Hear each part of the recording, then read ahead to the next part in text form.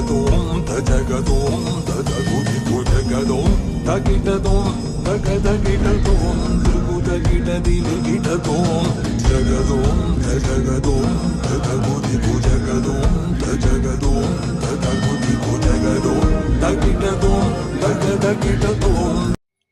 வணக்கம். நம்ம இப்போ நடிகர் பிரசாந்த் அவர்களோட ஜாதகத்தை அனலைஸ் பண்ண போகிறோங்க.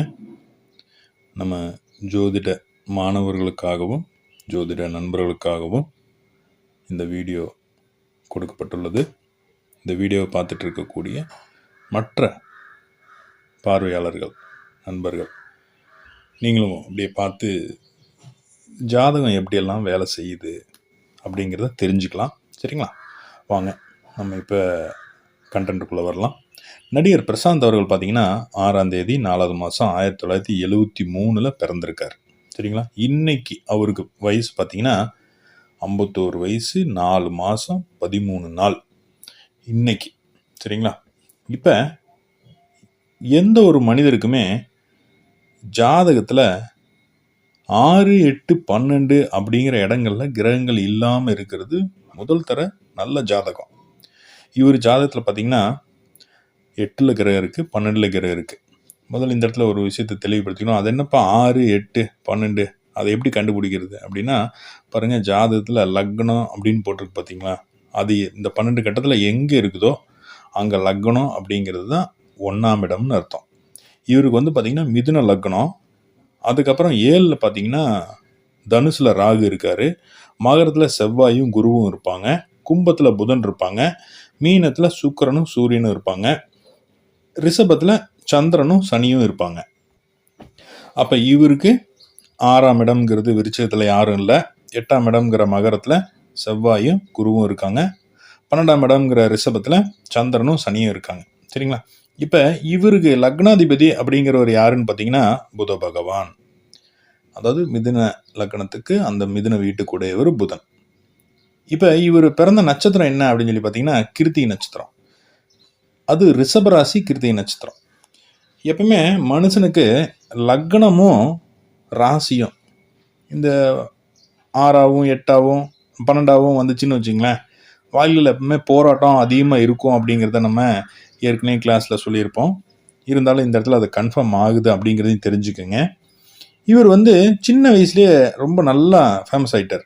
அதாவது ரொம்ப அதிகமான ஒரு ஆற்றல், திறமை, என்ன சொல்கிறதுங்க, ஃபைட்டில் எல்லாம் வந்து அவ்வளோ அருமையாக ஃபைட் பண்ணுவார், ஜிம்னாஸ்டிக்லாம் தெரியும் அப்படின்லாம் சொல்லுவாங்க இல்லைங்களா. அந்த விளையாட்டு திறன், அந்த வீரமாக இருக்கிறதுக்கு என்ன காரணம் அப்படிங்கிறத பார்த்தா, இவருக்கு முதல்ல பிறந்தப்ப சூரிய திசை 4 வயசு வரைக்கும், அதுக்கப்புறம் சந்திர திசை 14 வயசு வரைக்கும், செவ்வாய் திசை 21 வயசு வரைக்கும், ராகு திசை 39 வயசு வரைக்கும், குரு திசை 55 வயசு வரைக்கும், சனி திசை 74 வயசு வரைக்கும். இது வந்து ஒரு உங்களுக்கு தெரிஞ்சுக்கிறக்காண்டி இதை சொல்கிறது. சரிங்களா? இப்போ இவர் வந்து ஒரு 17 வயசுலேயே சினிமாக்குள்ளே வந்துட்டார்.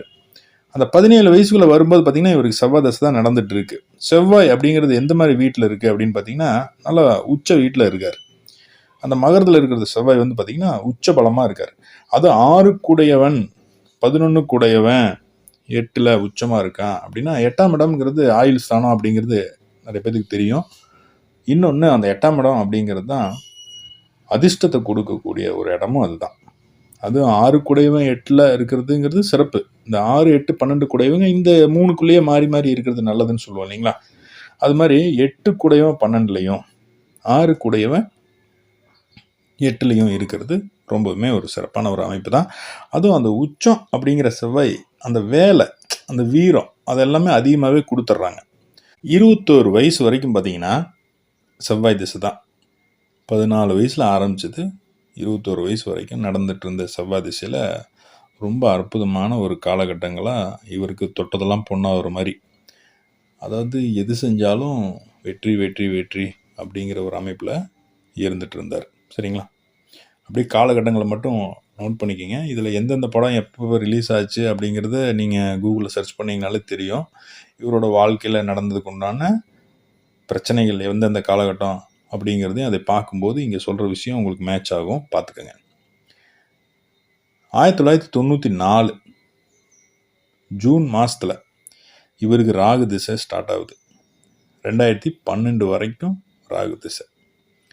இந்த 18 வருட காலகட்டங்கள் அப்படிங்கிறது பாதகத்தில் இருந்து திசை நடத்தக்கூடிய ஒரு காலகட்டம்.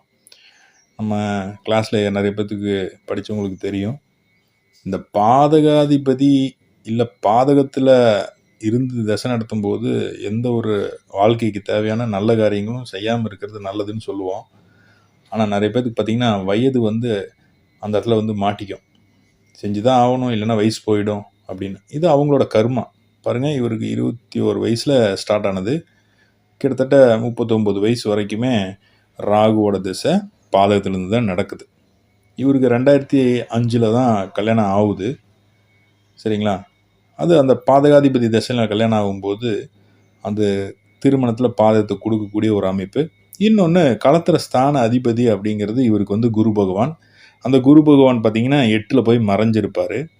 இது பொதுவாக 7ஆம் இடத்த அதிபதி, அதாவது களத்திர ஸ்தான அதிபதி 6லையோ 8லையோ போய் இருக்கும்போது என்னன்னு கேட்டிங்கன்னா, அது மிகப்பெரிய குடும்ப வாழ்க்கையில் ஒரு பாதிப்பை கொடுக்கக்கூடிய ஒரு அமைப்பு. கணவன் மனைவிக்குள்ள பெரிய தொந்தரவு கொடுக்கக்கூடிய ஒரு அமைப்பு தான் அது. அப்புறம் பார்த்திங்கன்னா, இவருக்கும் இவங்க அப்பாவுக்கும் நல்ல ஒரு அண்டர்ஸ்டாண்டிங் இருக்கிறது எல்லாத்துக்குமே நல்லா தெரியும். இதுக்கு ஏன் என்ன காரணம் அப்படிங்கிறது இவரோட ஜாதக அமைப்பில் பார்த்து தெரிஞ்சுக்கோங்க. பாருங்கள், லக்னாதிபதி 9ல் இருக்கார், தந்தை ஸ்தான இடத்துல இருக்கார். தந்தை ஸ்தான அதிபதி அவர் எங்கே இருக்கார் அப்படின்னு பார்த்தீங்கன்னா 12ல் இருக்கார். அதாவது லக்னத்துக்கு 12ல், ரிஷப வீட்டில். இப்போ இந்த 12, 8, 6 அப்படிங்கிறத மறந்துடுங்க. சரிங்களா? சனியோட பார்வை புதன் மேலே, அதாவது அப்பாவோட பார்வை புதன் மேலே இருக்குது, அதாவது பையன் மேலே இருக்குது அப்படிங்கிறது ஒன்று. இன்னொன்று, இவங்க 2 பேர்த்துக்குமே ஒரு நல்ல அண்டர்ஸ்டாண்டிங், புரிதல். அப்புறம் இவரோட தொழில் சம்மந்தப்பட்டதில் பார்த்திங்கன்னா இந்த 10ஆம் இடம் அப்படிங்கிறது சொந்தமாக பண்ணக்கூடிய ஒரு அமைப்பு. அதில் வந்து சூரியன், சுக்கிரன் அங்கே உச்சம். அப்புறம் வந்து சூரியன் பார்த்திங்கன்னா அங்கே திக்பலம். 2 பேரும் சேர்ந்து இருக்கிறது அப்படிங்கிறது ஒரு சிறப்பு. இது சினிமா துறையில் வர்றதுக்கு உண்டான ஒரு அமைப்பு கொடுக்கக்கூடிய ஒரு கிரக அமைப்பு. இங்கே இப்போ இவ்வளோ வருஷம் இல்லாமல் இப்போ வந்து ஒரு படத்தில் நடித்து, எப்படிங்க, இப்போ ஒரு படம் வந்திருக்குல்லங்க, அந்தகன் அப்படின்னு சொல்லிட்டு ஒரு படம். இந்த படம் அவருக்கு ஒரு ரீஎன்ட்ரியாக இருக்குது. இந்த ரீஎன்ட்ரியாக இருக்கக்கூடிய ஒரு காலகட்டத்தில் இவர் அடுத்தடுத்து நல்லா ஹிட்டாகி வந்துடுவாரா அப்படின்னு சொல்லிட்டு ஒரு கேள்வி எல்லாத்துக்குள்ளே இருக்குது. எல்லாருமே வேண்டுறோம், இல்லை நினைக்கிறோம், இவர் டாப் ஸ்டார் பிரசாந்த் வந்து நல்லபடியாக வரணும், மறுபடியும் நல்லா பெரிய ஹீரோ ஆகணும், விட்டு இடத்த பிடிக்கணும் அப்படின்லாம் நம்ம நினைக்கிறோம். சரிங்களா? ஆனால் அதுக்குண்டான வாய்ப்பு இருக்கா அப்படின்னு சொல்லி பார்த்தா, இந்த குரு திசை அப்படிங்கிறது அவருக்கு இவரோட 40 வயசில் ஸ்டார்ட் ஆச்சு. அப்போ இருந்து இவருக்கு வந்து அடி மேல் அடி. அதுக்கு முன்னாடியே ராகு திசையிலேயே இவர் அடி, அந்த அடி மறுபடியும் இன்னும் தொடர்ந்துட்டே இருக்கு. இவரோட 55 வயசு வரைக்குமே இவருக்கு வந்து பார்த்திங்கன்னா மேலே வர்றது அப்படிங்கிறது பெரிய குதிரை கொம்பு அப்படின்னே சொல்லலாம். இதில் இது அடுத்து வரக்கூடியது சனி திசை. நான் இந்த இடத்துல குரு திசையை பற்றி இன்னொரு விஷயத்த சொல்லிடலாம். பிரசாந்த் வந்து எவ்வளோ நல்லா க்யூட்டாக ஸ்மார்ட்டாக இருக்கிறவர், இப்படி குபு குபுன்னு உடம்பு வந்துடுச்சே, பிரசாந்துக்கா இப்படி உடம்பு வந்துடுச்சு, குண்டாயிட்டாரு அப்படின்னு நிறைய பேர் பேசுகிறோம் இல்லைங்களா? இதுக்கெல்லாம் என்ன காரணம் அப்படின்னா, யாரோட ஜாதகத்துலேயும் சரிங்க, குரு திசை அப்படின்னு நடந்துச்சுன்னு சொன்னால் உடம்பு வரத்தாங்க செய்யும். சரிங்களா? இது ஜோதிடர்களுக்கு தெரியும், ஜோதிட மாணவர்களுக்கு தெரியும், நார்மலாக பார்த்துட்டு இருக்க உங்களுக்கு தெரிஞ்சுக்கிறதுக்காக தான் இங்கே சொல்லக்கூடிய விஷயம். குரு திசை யார் யாருக்கெல்லாம் நடக்குதோ உடம்பு குபு குபுன்னு வரத்தான் செய்யும். இந்த குரு திசை அவருக்கு 55 வயசு வரைக்கும் இருக்கிறதுனால இன்னுமே உடம்பை வந்து எந்த அளவுக்கு ஃபிட்டாக வச்சுக்க முடியுமோ அந்த அளவுக்கு வச்சுக்கிட்டாரு அப்படின்னா தொந்தரவு கிடையாதுங்க. இதுக்கப்புறம் வரக்கூடிய அந்த சனி திசை அப்படிங்கிறது பார்த்திங்கன்னா 8 குடையவனாக இருக்கான். 8, 9 குடையவன் 12லேருந்து திசை நடத்த போகிறான். இந்த காலகட்டங்கள்லாம் எப்படி இருக்கும் அப்படின்னு சொல்லி பார்த்தீங்கன்னா, இவர் பாருங்கள், இப்போவே இந்த படம் நல்லா ஓரளவுக்கு ஹிட் ஆகிடுச்சு. இந்த ஹிட் ஆனது என்ன பண்ணும் அப்படின்னு சொல்லி பார்த்தீங்கன்னா, ஒரு அற்புதமான ஒரு நல்ல ஒரு காலகட்டம் நமக்கு வந்துருச்சு அப்படின்னு இவர் நினச்சிட்டு இருப்பார். ஏன்னா இப்போது அவருக்கு நடந்துட்டு இருக்கிறது குரு திசையில் சந்திரனோட புத்தி. இது என்ன திரிகோணமாக நடக்கிறதுனால நல்லா ஹேண்ட்ஸமாக இருப்பார். இப்போ 2025 2வது மாதம் பிப்ரவரி மாதம் முடிஞ்சிடும். முடிஞ்சதுக்கப்புறம் அதுக்கப்புறம் பார்த்திங்கன்னா நல்லா உடம்பு கொஞ்சம் நல்லா ஃபிட்டாக இன்னுமே கொஞ்சம் நல்லா ஸ்மார்ட்டாக வருவார். ஒரு வருஷ காலகட்டம் இவருக்கு நல்லாவே இருக்கும். ஆனால் இந்த குரு தசை முடியக்கூடிய ஒரு காலகட்டத்தில் என்ன பண்ணுவாருன்னா, சொந்தமாக ஒரு படம் எடுத்து அதில் ஒரு பெரிய ஒரு லாக் ஆகிட்டு இருக்கிறதுல ஒரு பெரிய ஒரு இழப்பை சந்திக்கக்கூடிய ஒரு காலகட்டமாகவும் அவருக்கு இருக்கும். சனி திசை அப்படிங்கிறது ரொம்ப பெரிய முன்னேற்றங்களை, அதாவது பழையபடி இவர் எப்படி ஒரு நல்ல ஒரு டாப் ஸ்டாராக இருந்தார், நல்லா ஃபேமஸாக இருந்தார், அந்த இடத்த பிடிக்கிறதுக்கு நிச்சயமாக இவரால் முடியாதுங்க. ஓரளவுக்கு இருக்கலாம். ஆனால் அந்த ஓரளவுக்கு இருக்கிறதுலையே சனி திசை காலகட்டங்களில் பணம், காசு, சொத்து, சுகம் இது எல்லாமே ஒரு பெரிய பாதிப்பு கொடுக்கக்கூடிய ஒரு அமைப்பில் தான் இருக்குது. அப்படிங்கிறது தான் இவர் ஜாதகத்தில் நமக்கு காட்டக்கூடிய ஒரு அமைப்பாக இருக்குது.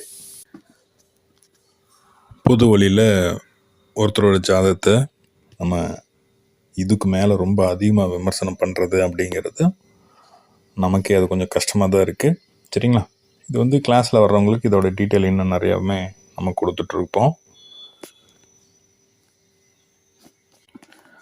ஆக மொத்தத்தில் நம்ம நடிகர் பிரசாந்த் அவர்களோட ஜாதகத்தை இந்த அளவு அனலைஸ் பண்ணது போதும்னு நினைக்கிறேன். ஏன்னா பொது தளத்தில் ஒருத்தரோட பர்சனல் லைஃப் இப்படித்தான் அப்படித்தான் அப்படிங்கிறது சொல்லும்போது அதை யாராவது பார்க்குறாங்க சம்மந்தப்பட்டவங்க அப்படின்னா கண்டிப்பாக அவங்களுக்கு கஷ்டமாக தான் இருக்கும். அதனால் நாகரீகம் கருதி இந்த வீடியோவில் இதுக்கு மேலே இந்த ஜாதகத்தை நம்ம அனலைஸ் பண்ண வேண்டாம். சரிங்களா? கிளாஸில் வர்ற ஸ்டூடெண்ட்டுக்கு இதுக்குள்ளே இன்னும் நிறைய விஷயங்கள் உங்களுக்கு கண்டிப்பாக சொல்லித்தர்றேன். மற்றபடி இந்த வீடியோவை இவ்வளோ நேரம் பொறுமையாக பார்த்துட்டு இருந்த ஒவ்வொருத்தருக்கும் என்னுடைய பணிவான வணக்கங்களை தெரிவிச்சுக்கிறேங்க. நீங்கள் அடுத்தடுத்த வீடியோவை கண்டிப்பாக நீங்கள் பார்க்கணும், தெரிஞ்சுக்கணும் அப்படின்னா சப்ஸ்கிரைப் பண்ணுங்கள். உங்கள் நண்பர்களுக்கும் இதை ஷேர் பண்ணி விடுங்க. மற்றபடி வாழ்த்துக்கள். வாழ்க வளமுடன்.